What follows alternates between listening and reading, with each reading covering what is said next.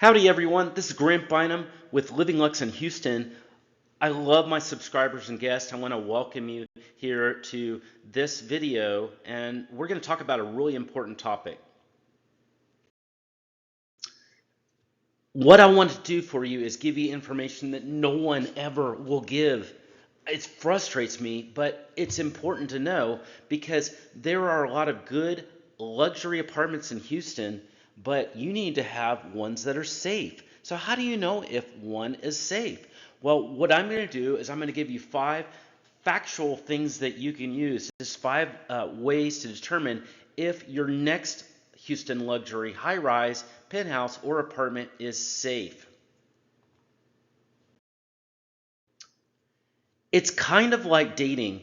You can look at some really pretty apartments that you'll be attracted to.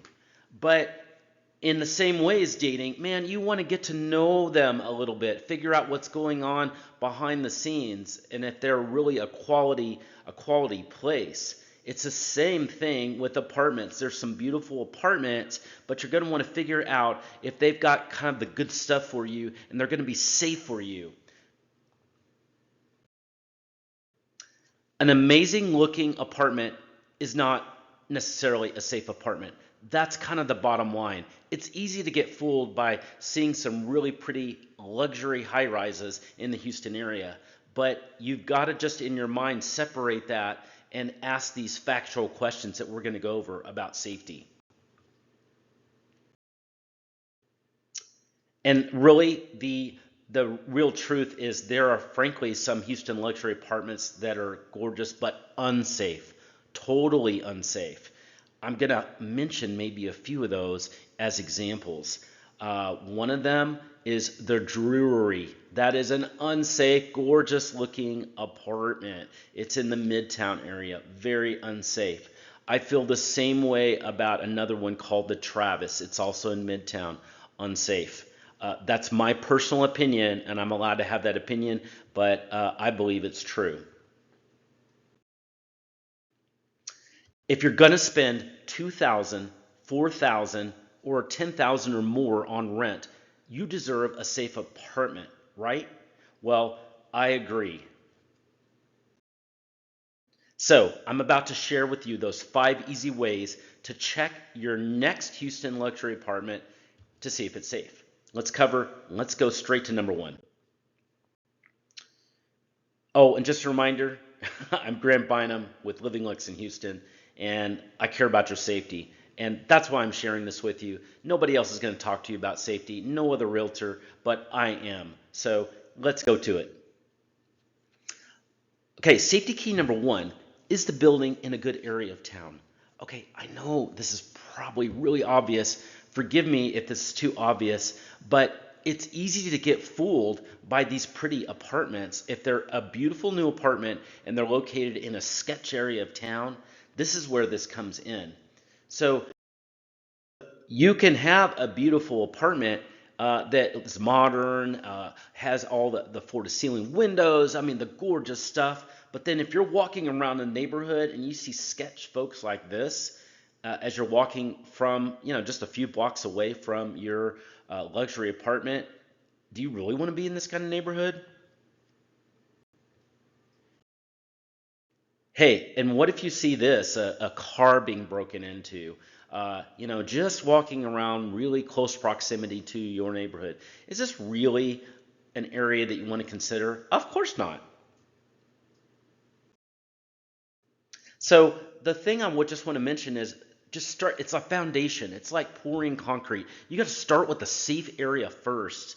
So anytime you see an apartment, just immediately, if you don't know kind of where it is, check out the area. And if it's an unsafe area, just rule it out. Trust me, rule it out. You don't want to be one of the people that's breaking in an area to try to make it more, quote, safe. Your safety is more important than that. So just eliminate it if it's in a safe area, if it's not in a safe area. Now, if you need help on knowing the areas that are safe or not, that's where I want you to reach out to me. I do this for a living, but it's a free service. Just send me a text. I'll tell you the safe areas that you need to be in. Example, Midtown. Don't go to Midtown. It's just not safe anymore. I'm sorry, it's just the truth. Midtown is used to be safe, but it's going down. Don't locate in Midtown. Medical center. Now this one's more obvious. It's been sketched for a long time, but there's some pretty buildings in the medical center. Would I live there? Never. It's just too sketchy in that area. I'm sorry, don't live in the medical center. So bottom line, start with a good area, and that's the foundation for everything else. Just a reminder, if you like this great information that I'm sharing with you, like this video on YouTube, and then also subscribe to my channel. Forgive me, I'm not being too fancy on the graphics on this time. I'm just trying to focus more on information. But I appreciate all of my subscribers and every like I get. Okay, safety item number 2, is the building physically secure? Again, it's kind of a no-brainer, but let me explain what I mean by that, because you'd be surprised at how many buildings really aren't very physically secure. Okay, this is the first one. The key fob. Is the key fob going to be required for all first floor entrances? So any first floor entrance, garage, the main, side, back, whatever, it needs to be key fob protected. Every resident is anybody's gonna have to have the key fob to get in. Second item related to this, a garage. First of all, does it even have a garage? That's a huge deal. Don't stay at a place that doesn't have a garage. That's just flat out just truth. Don't stay at a place that doesn't have a secure garage. But also, is a key fob required for the garage entrance? Very important. And is it restricted just to residents? Also super important. In addition, on each floor, this is big.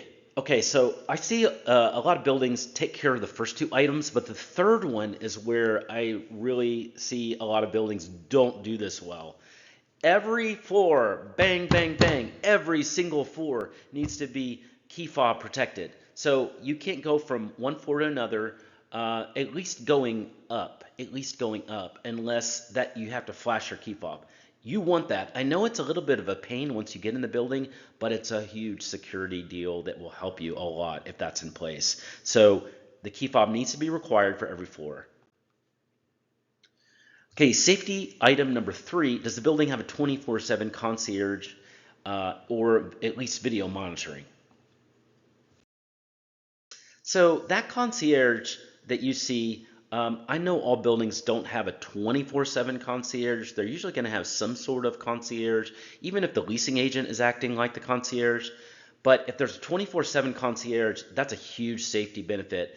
Hey, they're not only going to become your best friend, they'll give you tips about where to eat and things to do, but they're going to be visually checking who's entering the building, and they're going to know tenants. So they're going to be able to report if there's any issues with non-tenants or sketch-looking people coming in, during the day hours. Also, it's really good practice to have video monitoring with that concierge. So if there's video monitoring going on where they can see the main entrances on the first floor and be looking at it, that's another level of security that you want to see, and it's really nice. So even if the place doesn't have 24/7 concierge, at least if this is happening, that's really important. Another thing, really, really important. Okay, this picture. You're noticing a person it's the concierge, but they're actually visually in the line of sight of the main entrance. That's super important. They can visually see and also deter. It's kind of a physical deterrent of somebody's sketch that would be coming in, and they will see, uh-oh, I can't just walk past this person unnoticed. So this is a really big feature, and sometimes this is not done well with some buildings. So it's good to see this. Safety item number 4, does the building have valet service? So valet service is there's very few apartments that have this. It's typically high-rise apartments. So if it doesn't, I totally understand. But if at all possible and you're choosing between a place that does and doesn't have a valet service, pick the one that has the valet service. First of all, it's so nice to have that convenience of the valet. They're going to take care of your car. You flip them your key. They'll park your car for you and guests. So really nice to have. But also they're going to physically verify shady folks, sketch folks that might be coming in. And so this is another set of eyes that's looking at sketch potential. Don't you like that term, sketch potential? But it's true. And they can deter unsavory characters in the building. Another final thing, it's the almost final thing is the building's management company good? This is actually the most important security feature. I've seen a lot of good buildings managed terribly, and so the building goes down, even though the other safety items are in place. So this is pretty huge. I don't know if you're aware of it, um, but most Houston luxury buildings are actually managed by just a handful of companies, of management companies. So they're regional and national companies that typically are hired to manage all these companies, and there's typically about 7 to 10 names that you'll see over and over that manage about, let's say, 90 to 95% of all the buildings. However, they have different reputations. So, this is not all the good names, but good names that I see a lot that I love it when I see these names. That doesn't mean that 100% that building is going to be well managed if you see these names. So there's always exceptions. But in general, if I see the names of Greystar, Willowbridge, or ZRS, Willowbridge, by the way, was a Lincoln. That was Lincoln. So they just changed ZRS, to Willowbridge from Lincoln.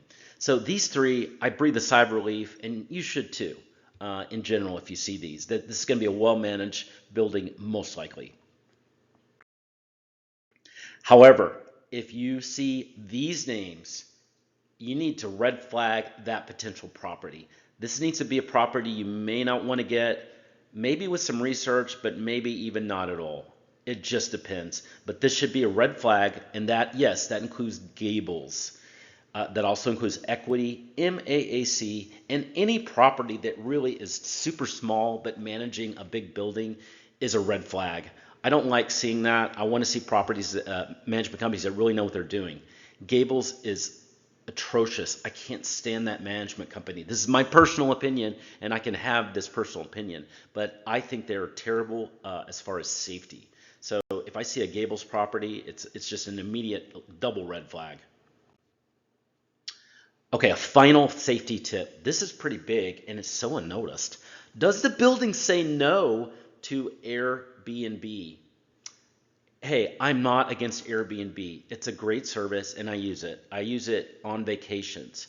But I don't want to have Airbnb allowed in my luxury building that I'm in.